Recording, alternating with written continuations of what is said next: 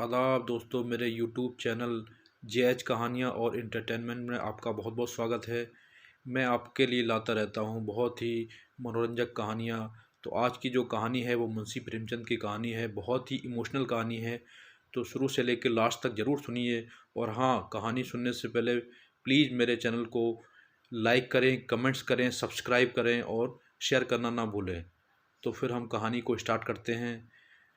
सर्दियों का समय था। एक झोपड़ी के दरवाजे पर बाप बेटा बुझी हुई आग के सामने बैठे हुए थे।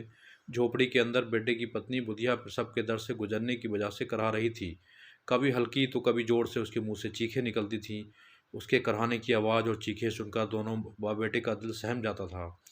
बुधिया के ससुर घीसू ने आधी रात तक चीखें सुनी और फिर थक कर कहा कि बेचैनी नहीं। घीसू का बेटा और बुधिया के पति माधव ने चिढ़ते हुए जवाब दिया, मरना है तो जल्दी मरे।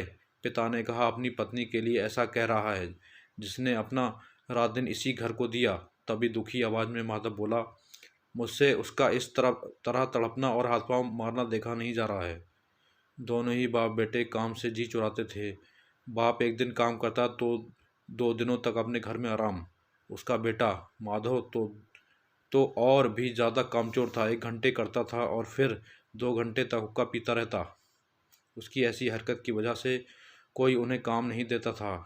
ऐसा नहीं था कि गांव में काम की कोई कमी थी, लेकिन घर में जब तक खाने के लाले न पड़ जाएं, तब तक ये काम के लिए घर से निकलते नहीं।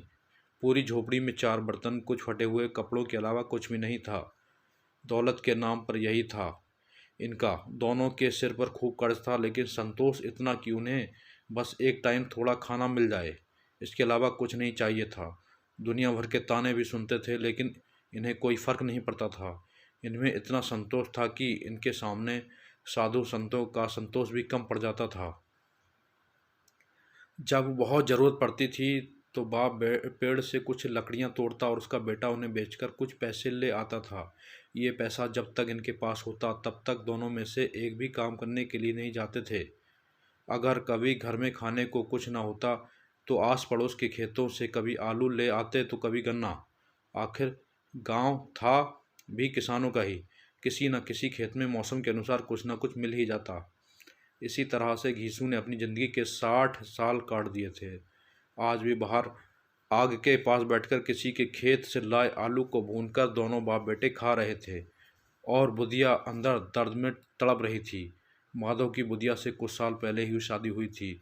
उसने घर को अच्छे से संभाल लिया था, लेकिन माधव और घीसू और भी कामचोर हो गए थे। अभी दोनों के मन में था कि बुधिया जल्दी से दुनिया से चली जाए और वो आराम कर सकें। आग में भुना हुआ आलू छीलते हुए घीसू ने अपने बेटे से कहा कि अपनी पत्नी को अंदर देखकर आ जाओ, कुछ हो गया तो पैसा भी नहीं है कोई काम करवाने के लिए। घीसू के बेटे ने अंदर जाने से इनकार कर दिया। उसे डर था कि कहीं उसका पिता सारे आलू खा ना जाए। वो बोला कि मुझे डर लगता है, आप ही अंदर जाकर क्यों नहीं देख लेते। माधव के पिता घीसू ने जवाब दिया, कैसा डर, मैं बैठा तो हूँ यहाँ। तुझे पता है जब तेरी माँ बीमार हुई थी मैं उसके पास 3 दिन तक बैठा था। अगर मैं अंदर जाता तो उसे शर्म आ जाएगी, ससुर हूँ उसका, वो कैसे मेरे सामने अपने हाथ पांव पटक पाएगी। जवाब में माधव ने कहा, बच्चा हो गया तो क्या करेंगे, हमारे घर तो कुछ सामान भी नहीं है। माधव बोला, बच्चा आए तो सही एक बार, घर में भी सारा ज़रूरी सामान आ जाएगा, भगवान सब संभाल लेंगे। कल के दिन यही आस पड़ोस के लोग बच्चा होने पर बिन मांगे घर में ही चीज़ें देकर जाएंगे। वैसे घीसू के गांव के मेहनती किसानों की भी हालत कुछ अच्छी नहीं थी। सिर्फ वो लोग ही पैसे वाले थे जो किसानों को दबाते या उनका हक मारते थे। घीसू के पास यही चीज़ सबसे अच्छी थी कि उसका कोई पैसा नहीं मार सकता था।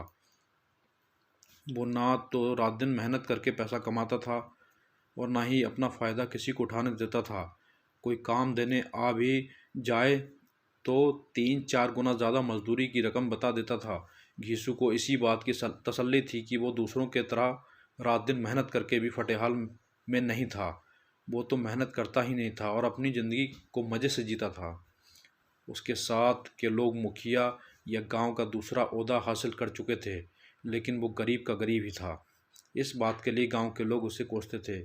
पर मजाल है कि घीसू को कुछ देर के लिए बुरा भी लगे। घीसू और माधव को भूख इतनी लगी थी कि वो गर्म गर्म आलू खाकर अपनी जीभ जला रहे थे।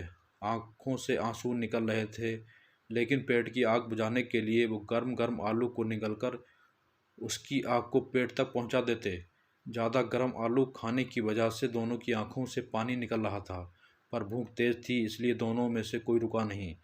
आलू खाते हुए ही घीसू को 20 साल पहले निकली ठाकुर की बारात में मिली दावत याद आ गई। उस दावत में जिस तरह से पेट भरकर घी में तली हुई पूड़ियाँ, कचौड़ियाँ और दूसरे व्यंजन खाने को मिली थी, वैसे दोबारा कभी नहीं मिला। यह सब सोचकर घीसू मुस्कुराया। तब तक आग में भुने हुए आलू खत्म हो चुके थे। अब घीसू और उसके बेटे ने हाथ धोया और दोनों सो गए। उधर बुधिया अभी भी दर्द से कराह रही थी। रात भर अच्छे से सोने के बाद जैसे ही माधव की नींद खुली तो सबसे पहले अपनी पत्नी को देखने के लिए गया, लेकिन तब तक उसका शरीर ठंडा हो चुका था। उसके पेट में बच्चे के मरने की वजह से बुधिया की भी मौत हो गई थी। माधव भागते हुए अपने पिता के पास गया और उसे बुधिया का हाल सुनाया। यह बताते हुए माधव जोर जोर से रोने लगा और उसका साथ देते हुए घीसू भी हाय हाय करते हुए अपनी छाती पीटता तो कभी सिर के बाल नोचता। इतना शोर सुनकर आस पड़ोस के लोग दौड़ते हुए आ गए। सबने बुधिया की मौत पर शोक जताया और चले गए। अब माधव और घीसू रोने पर ज़्यादा वक्त बर्बाद नहीं कर सकते थे, क्योंकि उन्हें कफन और लकड़ी का इंतजाम करना था। घर में तो इतने पैसे थे नहीं कि उन्हें खरीदा जा सके। पूरा घर टटोलने पर भी दोनों को एक पैसा नहीं मिला। थक हार कर दोनों रोते रोते गांव के जमींदार के पास पहुंच गए। जमींदार को दोनों कामचोरों की वजह से बिल्कुल पसंद नहीं थे, लेकिन वो दयावान था। उसने सोचा कि अभी गुस्सा दिखाने का समय नहीं है, इसलिए जल्दी से जेब से 2 रुपये निकालकर उन्हें दे दिए। अब जमींदार ने पैसे दिए, यह सुनकर गांव के बड़े बड़े लोग भी मदद करने से मना नहीं कर पाए। सबने घीसू को कुछ न कुछ दे दिया। घंटे भर में घीसू के पास 5 रुपये, अनाज, लकड़ी व अन्य जरूरी सामान जमा हो गया था। बस अब ज़रूरत थी तो कफन की। दोपहर का समय था। दोनों बाप बेटे कफन खरीदने के लिए 5 रुपये लेकर बाजार चले गए। घीसू ने बाजार पहुंचकर कहा, लकड़ी तो मिल गई है, तो अब एक हल्का सा कफन खरीद लेते हैं। अच्छा खरीद कर भी क्या करेंगे, उसे तो जलना ही है। अब दोनों सस्ता और हल्का सा कफन खरीदने के लिए एक दुकान से दूसरी दुकान जाने लगे, लेकिन उन्हें सस्ता कुछ भी नहीं लगा। तभी माधव ने कहा, कैसा रिवाज है, जिस औरत को जिंदा रहते हुए अच्छे कपड़े पहनने के लिए नहीं मिले, उसे मरने पर नया कफन ओढ़ना पड़ेगा होगा। ये 5 रुपये पहले मिलते तो अच्छे से दवाई कर लेते, शायद आज वो जिंदा होती। सूती, रेशम, हर तरह का कफन दोनों बाप बेटे देख चुके थे। दोपहर से शाम हो चुकी थी, लेकिन दोनों को कुछ नहीं भाया। तभी उन्हें पास में ही एक मैखाना दिखा। दोनों वहाँ गए और पहले एक बोतल ली, उसके बाद खाने के लिए चटनी, मछली और तमाम चीज़ें मंगाईं। दोनों ने आज खुलकर खाया। इतना खाया कि 2 रुपये खत्म हो गए।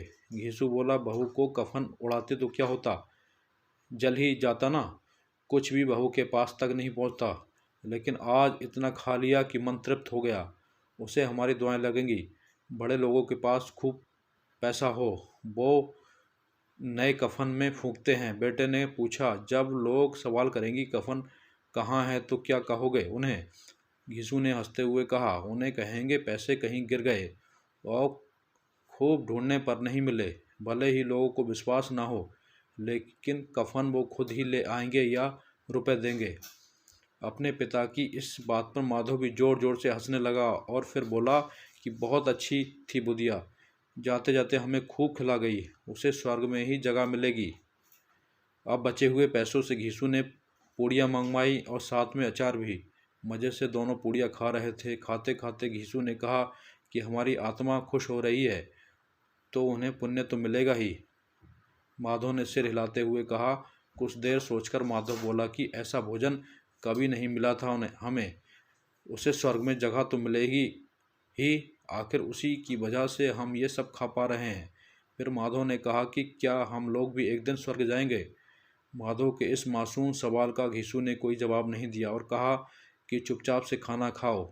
वो इस वक्त ऐसी बातें करके अपने आनंद कम नहीं करना चाह रहा था। फिर माधव ने पूछा, अगर बुधिया स्वर्ग में हमसे पूछेगी कि मेरे लिए कफन क्यों नहीं लाए तो हम क्या जवाब देंगे? घीसू पूछने लगा, तुझे किसने कह दिया कि उसे कफन नहीं मिलेगा? बिल्कुल मिलेगा और बहुत अच्छा मिलेगा। कौन देगा? सारा पैसा तो हम खा गए। नाराज होते हुए माधव ने कहा। जवाब में घीसू बोला, वही देंगे जिन्होंने इतना कुछ दिया है। बस इस बार पैसा हमारे हाथ नहीं लगेगा, लेकिन कफन जरूर आएगा।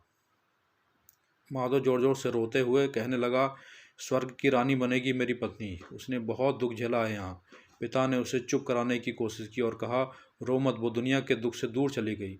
अब दोनों खड़े होकर गाना गाने लगे, नाचने लगे। सब उन्हें देख रहे थे, लेकिन उन्हें किसी से कोई फर्क नहीं पड़ रहा था। नशे में चूर बाप बेटे नैना छम्बाबे गाते गाते इसी जगह पर गिर गए। इस कहानी से सीख, इंसान को कामचोरी नहीं करनी चाहिए, वरना जीवन को चलाना मुश्किल हो जाता है। साथ ही ज़्यादा संतोषी होना से जीवन में आगे बढ़ने की चाह ही खत्म हो जाती है। तो दोस्तों, ये हमारी कहानी है। आपको ये कहानी कैसी लगी कमेंट्स में ज़रूर बताएं। नमस्कार।